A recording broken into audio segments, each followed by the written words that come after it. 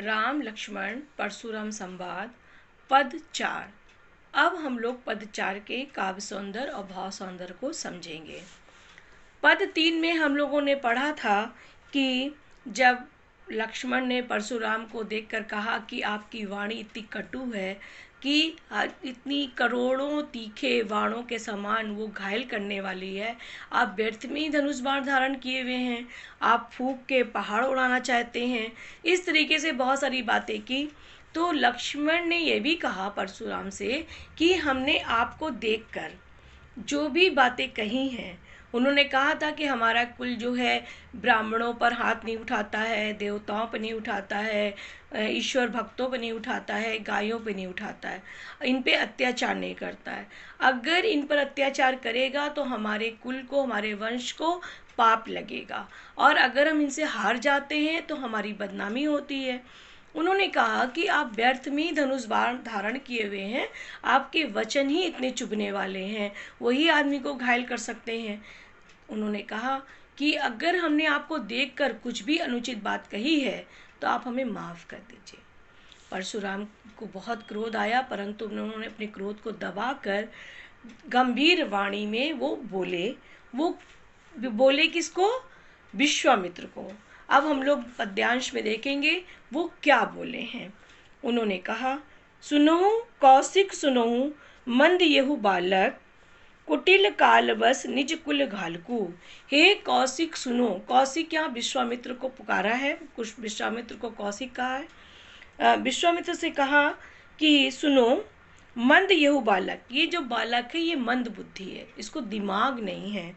कुटिल कालवश, ये कुटिल है, बहुत ही ज़्यादा ये धूर्त है। कालवश, काल इसके ऊपर सवार है। और निज कुल घालकू, घालकू ये अपने कुल को नाश पहुंचाने वाला है, कुल का घातक है। हे कौशिक सुनो, ये जो बालक है मंद बुद्धि है, इसे दिमाग बिल्कुल भी नहीं है, बुद्धि बिल्कुल भी नहीं है, मौत इसके ऊपर सवार है और ये अपने कुल का नाश करने वाला है। भानुवंश राकेश कलंकु, ये है भानुवंश माने सूर्यवंशी, ये राम का सूर्यवंश था, सूर्यवंशी राम है, उनका कुल सूर्यवंशी कुल है।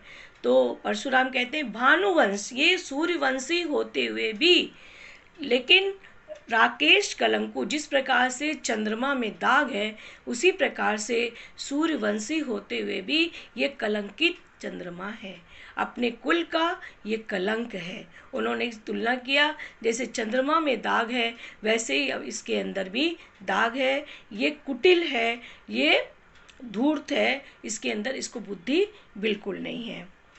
निपट निरंकुशु अबुद्धु असंकु, ये निपट माने बिल्कुल, निरंकुश माने किसी के कंट्रोल में नहीं है, किसी के नियंत्रण में नहीं है, और इस अबुद्धू, इसको बिल्कुल भी बुद्धि नहीं है, ये बात बिल्कुल नहीं समझ पा रहा है। असंकु माने शंका रहित, इसे इस बात की भी शंका नहीं है कि इसका पल भर में भी इसकी मृत्यु हो सकती है। ये बिल्कुल निरंकुश है, कभी किसी का जोर जबरदस्ती इसके ऊपर नहीं चल रही है, ये किसी की बात नहीं मान रहा है, और इसको इस बात का अंदेशा नहीं है कि तुरंत ही पल भर में ही ये मेरे फरसे से इसका सर धड़ से अलग हो जाएगा। कालु कमलु हुइये छन माही, कहो पुकारी खोरी मोही नाही। काल कंवलु माने, काल माने होता मृत्यु, मृत्यु को ये तुरंत प्राप्त हो जाएगा। हुइये छनमाही, क्षण भर में ही एक बार मेरा फरसा चलेगा और फरसे से इसका सिर धड़ से अलग हो जाएगा। कहो पुकारी खोरी मोई नाही, तुम इसको बोल दो, पुकारी माने कह दो, बुलाकर कह दो कि ये मुझे गुस्सा ना दिलाए। खोरी माने होता चिढ़ाना, ये मुझे बार बार बुलाकर चिढ़ाए ना। परशुराम ने ये बात विश्वामित्र से कही कि तुम इसको समझा दो।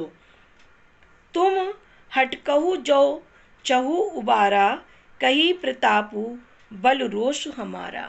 अगर तुम चाहते हो, तुम हटकहु, हटकहु माने जिद, अगर तुम मेरी जिद से, मेरे गुस्से से इसको बचाना चाहते हो, चहु जो चहु उबारा, उबारा माने उबारना चाहते हो, परशुराम कहते हैं अगर तुम मेरे क्रोध से इसको बचाना चाहते हो तो कही प्रताप बल रोष हमारा, तब तुम मेरे प्रताप के बारे में, मेरे बल के बारे में, मेरे गुस्से के बारे में, मेरे क्रोध के बारे में, मेरे शौर्य के बारे में इसको बता दो कि हम कितने बड़े क्रोधी हैं, हमने क्रोध में आकर कितने लोगों का संहार कर दिया है। अगर तुम चाहते हो कि हम इसका संहार ना करें तो तुम इसको बुलाकर समझा दो। अब देखो लक्ष्मण क्या कहते हैं, लखन कहूँ मुनि सुजस तुम्हारा, तुम ही अछत को बढ़ने पारा। जब उन्होंने विश्वामित्र से कहा कि तुम लक्ष्मण को समझा दो, तो लक्ष्मण ने परशुराम से कहा कहो मुनि सुजस तुम्हारा, हे मुनि अपने सुयश को, अपनी बड़ाई को, अपने यश को, अपने शौर्य को आप ही अपने आप बताइए।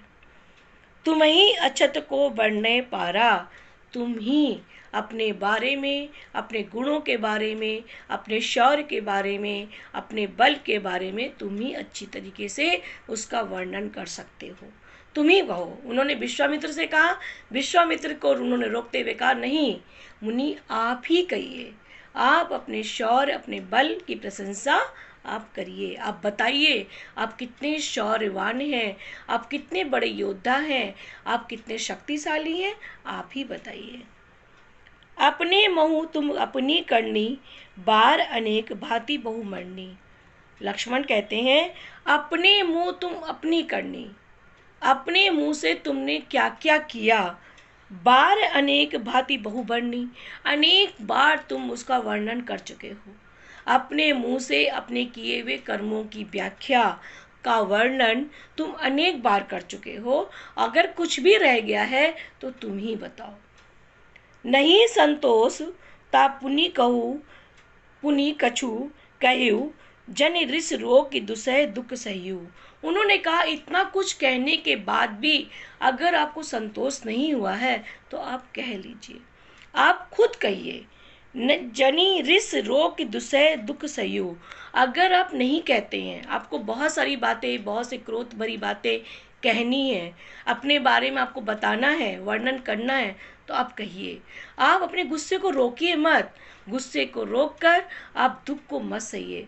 जब कहीं कोई बात हम किसी को नहीं कह पाते हैं तो ना कहने का संताप हमारे मन में होता है कि हमने इसको ये बात नहीं कही, हमने उसको वो बात नहीं कही। तो उसी तरह लक्ष्मण कहते हैं अगर आपको लगता है कि कोई बात आपको कहनी है, अभी आप नहीं कह पाए हैं, तो उस बात को मन में मत रखिए। अगर आप मन में रखिएगा तो आपका दुख बढ़ जाएगा, यह हम ऐसा नहीं चाहते। आप अपनी बात बोल दीजिए। वीर व्रती तुम धीर अछोभा, गारी देत न पाऊं शोभा। लक्ष्मण कहते हैं तुम वीरता को धारण करने वाले हो, वीर व्रती तुम वीर हो, धीर अछोभा तुम शांति प्रिय हो, तुम धीरता को धारण करने वाले हो, गारी देत न पावत शोभा। अभी तुम जो गाली दे रहे हो, यानी जो इस तरीके के कटु वचन बोल रहे हो, ये शोभा नहीं देता। अगर आपको कुछ कहना है तो आप कह दीजिए। आप वीरता को धारण करने वाले हैं, आप धीरता को धारण करने वाले हैं, आप वीर पुरुष हैं, इस प्रकार के शब्दों को बोलकर आप शोभा नहीं देते। अब देखिए लक्ष्मण क्या कहते हैं, सूर समर करनी करही, कही न जनावही आपू।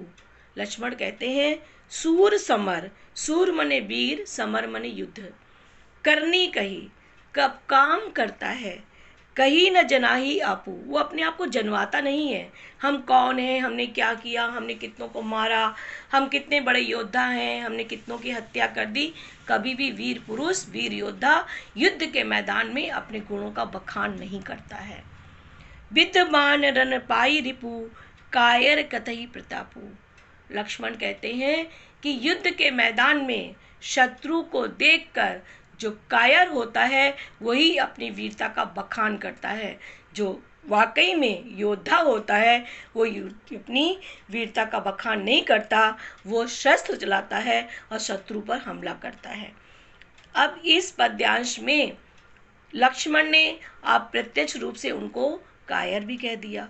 अब लक्ष्मण की इन बातों को सुनकर परशुराम का जो धैर्य था, जो अभी तक सुन रहे थे, उनका क्रोध और भी ज़्यादा बढ़ गया।